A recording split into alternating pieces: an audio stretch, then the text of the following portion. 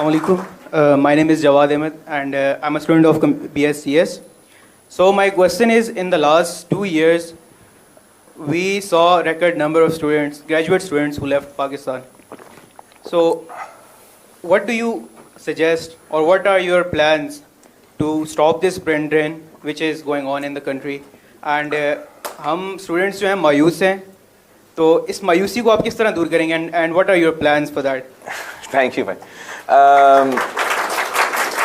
تو جہاں تک یہ برین ڈرین کی سوال ہے, اگر مایوسی کی وجہ سے برین ڈرین ہو رہا ہے تو اس کو ضرور ایڈریس کرنا چاہوں گا, مگر اس کے other than that we do have a problem, and that is جو ہمارا ڈیموگرافک گروتھ ریٹس ہے, اس میں جو ہمارا نوجوانوں کا پاپولیشن ہے, جو آپ بار بار سنتے ہو کہ 65% of our population is youth, یہ ایک ڈیموگرافک ایکسپلوژن ہے.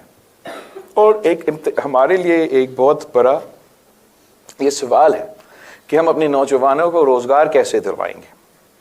ایک تو ہم نے یہ پروپوزل دیا کہ ہم اس طریقے سے ایسے انویسٹ کریں گے ہمارے معیشت میں, ہمارے ڈیولپمنٹ میں, جہاں سے ہم ڈیولپمنٹ کے تھرو اکنامک ایکٹیویٹی کریٹ کریں گے, مگر ساتھ ساتھ ہمیں پھر اپنا اس کرائسس کو ایک اپرچونٹی میں تبدیل کرنا ہے. تو میری نظر میں ایک طریقہ ہے کہ ہم اس کرائسس کو ایک اپرچونٹی میں تبدیل کریں, جہاں ہمارے ہاں ہمارے ینگر پاپولیشن کا ڈیموگرافک چیلنج یہ ہے. دوسرے ممالک میں, زیادہ تر ممالک میں پوری دنیا میں, ان کا problem is the exact opposite. And وہاں جو ان کے بزرگوں کا پاپولیشن ہے ان کا تعداد بہت زیادہ ہے, جو نوجوانوں کا پاپولیشن ہے ان کا تعداد بہت کم ہے. یہ ان ممالک میں بہت مسائل پیدا کر رہے ہیں. وہ نہ اس پاپولیشن ان کے پاس ہے کہ وہ ان کی بزرگوں کا خیال رکھ سکے, نہ وہ اپنے معیشت میں وہ جابس فل کر سکتے ہیں اپنے پاپولیشن سے, جو اس ڈیموگرافک چیلنج کی وجہ سے مسائل پیدا کر رہے ہیں. تو میرا پروپوزل یہ ہے کہ وی میری دا ٹو, اینڈ میں نے اس پہ کام کرنا شروع کر دیا جب میں 18 مہینے کے لیے ملک کا وزیر خارجہ تھا. جہاں میں جاتا تھا میں پاکستان کے عوام کے لیے, پاکستان کے عوام کو ان ممالک میں روزگار کروانے کے لیے, اس پہ میں ان سے بات کی چیت کا آغاز کیا. یورپین یونین کے ساتھ اس پہ ڈائلاگ یا چل رہا ہے یا یہ کنکلوڈ ہوا.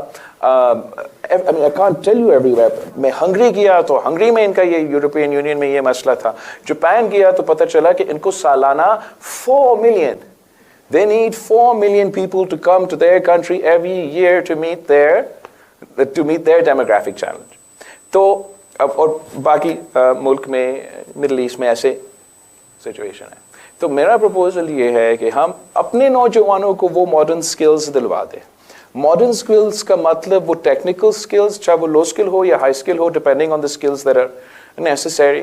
اور ساتھ ساتھ ماڈرن سکلز کے ساتھ ساتھ ہمیں لینگویج کورسز بھی انٹروڈیوس کرنا پڑے گا. I propose to do this through my youth centres, but I am sure that they can be done, because ہمارے بہت سے اسکل ڈیولپمنٹ پروگرامس ہیں مگر they not coordinated under any one body.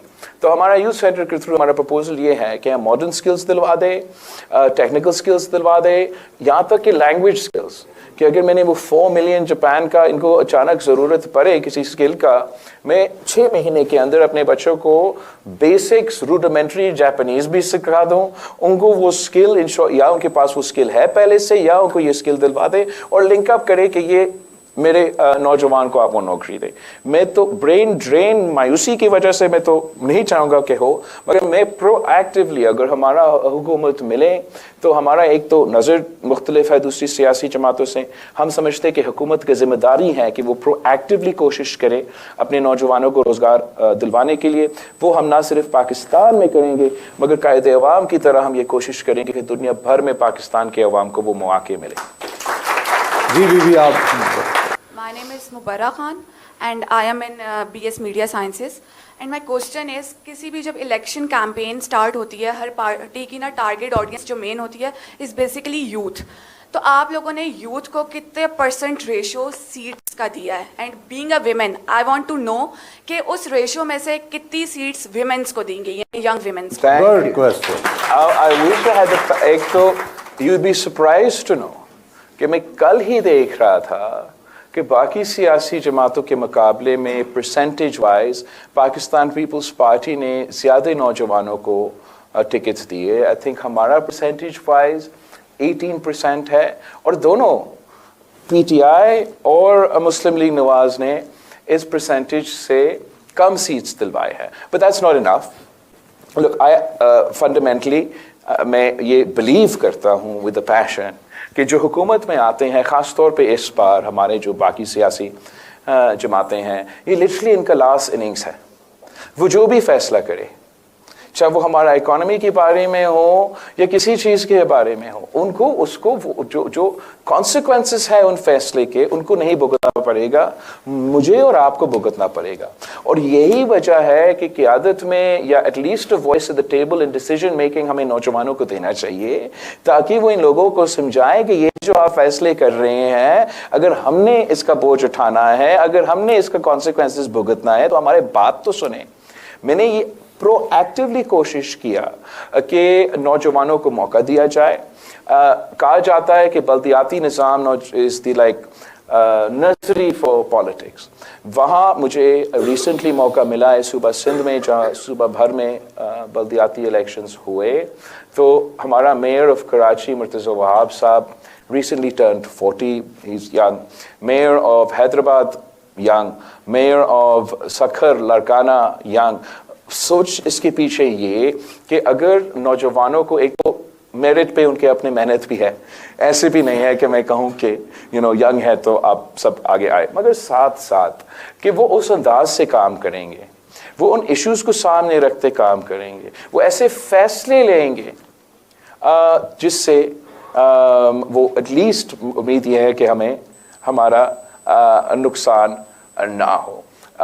Unfortunately हमारे यहाँ ये ऐसे दी प्रेजेंस, चाहे हमारा टिकट्स भी हमने उतने नहीं दिए जितना हमें देने चाहिए थे नौजवानों को, और जहाँ मुश्किल सीट्स है या जहाँ इवन पक्के सीट्स है तो वहाँ भी बहुत मुश्किल होता है किसी को कहना कि आप पीछे हटे, किसी नौजवान को मौका दे. I'm not saying it's easy, but it's necessary if we're going to break through from this sort of रिवायती सोच. Because एक चीज़ एक तरीके से हमेशा से होता आ रहा है, तो some people find it easier कि ऐसे ही चलता रहे तो क्या फ़र्क पड़ेगा. नहीं, फ़र्क पड़ेगा, इसका नुकसान हो रहा है. और I've seen across from sort of the field all the way internationally कि पाकिस्तान के नौजवान कैसे काम कर सकते हैं.